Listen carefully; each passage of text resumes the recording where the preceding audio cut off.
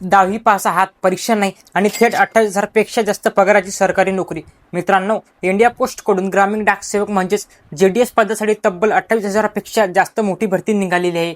या भरतीसाठी फक्त 10वी पास असणं आवश्यक आहे. कोणतीही लेखी परीक्षा नाही, कारण निवड थेट 10वीच्या मार्क्सवर होणार आहे.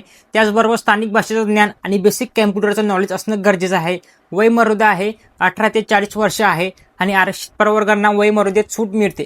या भरतीमध्ये ग्रामीण डाक सेवक, असिस्टंट ब्रांच पोस्ट मास्टर आणि ब्रांच पोस्ट मास्टर अशी पदं आहेत.